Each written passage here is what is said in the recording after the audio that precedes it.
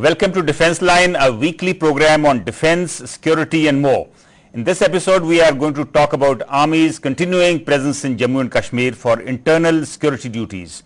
With the reduction of violence in Kashmir Valley, the Union Home Secretary has announced the withdrawal of 10,000 out of 70,000 central paramilitary forces from the valley. Should Army too start the process of withdrawal from the valley, as demanded by some of the opposition parties and also human rights groups? Instead, should Army beef up its presence along the line of control with Pakistan? This is what we will discuss in Defence Line today.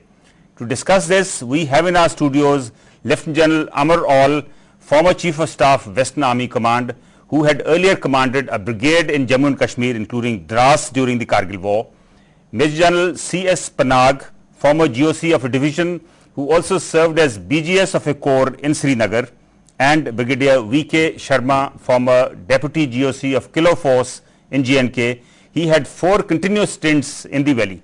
Welcome to the studio, gentlemen.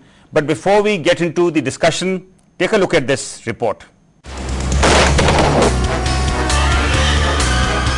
Back in the late 80s, when insurgency cropped up in Kashmir, it was left to the army to deal with the militants. A few years later, the army was deployed throughout Jammu and Kashmir so as to curb militancy. The army's presence in the state is estimated to be between 3 and 5 lakh troops. This roughly comes out to be a soldier for every 500 people. But almost 20 years on, militancy in Jammu and Kashmir has almost died down. This changed scenario has seen demands pouring in from various quarters for troop reduction from the state. Some suggest that the army should be deployed along the borders instead. Also, incidents of human rights violations in the valley, allegedly by army personnel, have made the pitch stronger for troop reduction. The revocation of the Armed Forces Special Powers Act has been a strong demand of the Kashmiris, and even the Chief Minister has voiced his opinion in its favour. But the Defence Ministry has still now opposed such demands. We are in conversation with the Lieutenant General Amar Aul, Major General Panag and Brigadier Sharma. General Aul, since 2000 there has been much lesser violence in the valley. This has prompted the Union government to actually announce a reduction in the central paramilitary forces. Do you think it is time to reduce the presence of the army for internal security in the valley? Before I talk to you as far as troop reduction is concerned, there is no doubt in the fact that incidents since 2000 have reduced to quite an extent. But we must be very sure as to why these incidents have reduced. It is because of the effective security measures that the armed forces have taken. We've had a security fencing. We have beefed up the areas from where the militants used to come in, and various other measures that have been taken over the years. And this we need to take into consideration, especially before we decide on reducing the troops.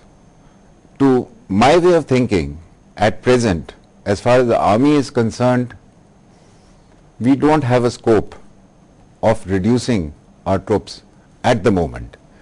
And so you mean the situation, even though the situation has improved, the deployment should remain as it is? The reason is that the army is not so much involved as far as counter terrorism operations within the valley are concerned. They are involved more in guarding our LC, in plugging the gaps of the infiltrators that are coming in from across the LC. Right. General Panag, since you served there in the 90s, what do you think? Should the army's presence be reduced? As of now, it almost looks like, a lot of people say it looks like an occupational army there. No, it is not an occupation army. And I must correct this perception of people. The armed forces have acted with admirable restraint in J&K. You look at Chechnya, the state terror there. There's been no such thing there. But even now, anything from 3 to 5 lakh troops, we don't know the exact figure, but don't you think it's too large a number for just one state? One of the reasons why the incidents have gone down is not that the militants don't want to create incidents, it's because of the security environment. And one of the advantages is that intelligence build-up has been there. In 91, we had no intelligence build-up. But General Panag, shouldn't that intelligence build-up be passed on to maybe the paramilitary forces or to the civil police? Intelligence only comes when locals have confidence that they will be protected against actions of militants. They don't seem to have much of a confidence in the army at this point in time, and there are often protests against the army. Well, the protests, one, are stage managed. That's my opinion. Secondly is that army is treated as a whipping boy by everybody. Army can go back to barracks, and we continue in situation. What the people want is that there should be no interference in their day-to-day lives. But the grid must be maintained for sake of intelligence and for being able to react should incidents start happening again. So you generally agree with what General All said? Absolutely. Brigadier Sharma, what is your opinion? As of now, it appears 1 Jawan to 500 people. Quite unfair, no? I would start from basics. Firstly is when the army is deployed in a counterinsurgency environment, what is the role of the army? It's to create an environment where the terrorist is forced to come to a negotiating table. In this case, have we reached that stage? No, definitely no. So, in case the Home Secretary feels or others feel that we have reached that stage, shouldn't we go for a jugular? This is the time we should uproot it completely. I wouldn't advocate applying the Sri Lankan template, which is too utopian as far as we are concerned. I've got some figures I'll just give. Yes, yes, please. I've been a staff officer when General All was a brigade commander. So we used to see what is the kill ratio. If you see the SF people killed and the militants killed, in 2008 we had a kill ratio of 1 to 3.98. That means if one soldier dies, 3.98 terrorists have been killed. It reduced to 3.02 in 2009. It reduced further, it stabilized in fact in 2010 at 3.36. If that be so, is it a healthy situation? It's all right sitting in an air-conditioned office and saying that we can remove people. And we can when you, Brigadier Sharma, when you use terms like kill ratio, don't you sound actually like an occupational army? Some of these could be our own people. No, I'll tell you. We again go. I'll go. So I might sound like one, but I'll give you another example. 2008 was a hot year. Now I'll give you why. 2009 was a hot year and 2010 has been a hot year. 2008, I can say not exactly hot year because it was a Jammu versus Kashmir criminal, Amarnath Yatra problem. 2009, Kamrawadi incident, where 2 ladies unfortunately were killed after having been raped. The CBI has now said they have not been raped, but there were lot of incident was reported. Yes. In 2010, you had stone pelting. How have people sitting at higher headquarters reached a conclusion that things have become normal? No, but Brigadier Sharma, this is a situation which has been reported for a couple of years now. As I said, since 2000, there has been lesser incidents of militant violence. Let me bring in General Panag. Just 1 minute. Yes. I will lay a benchmark.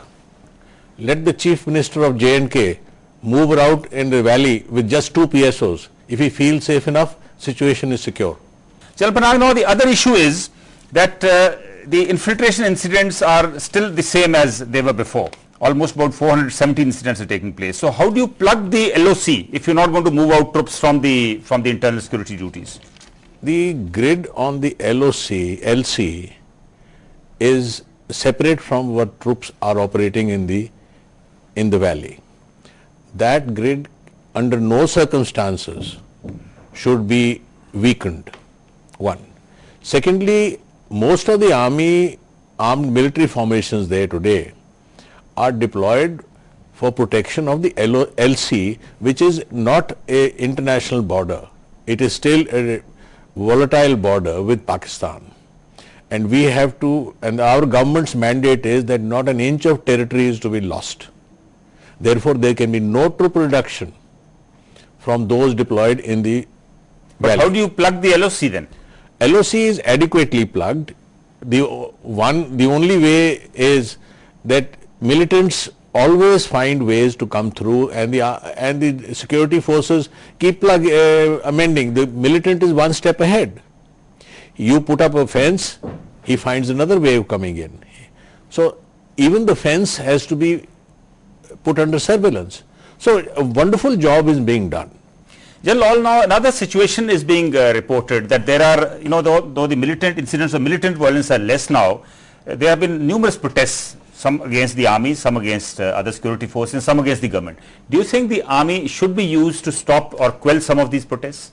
Well, these protests are all politically motivated, and unless it is quelled politically, I don't think the army should step in. As far as the army's role is concerned, within the valley is concerned, is basically confidence building measures where we could possibly help the civil administration out.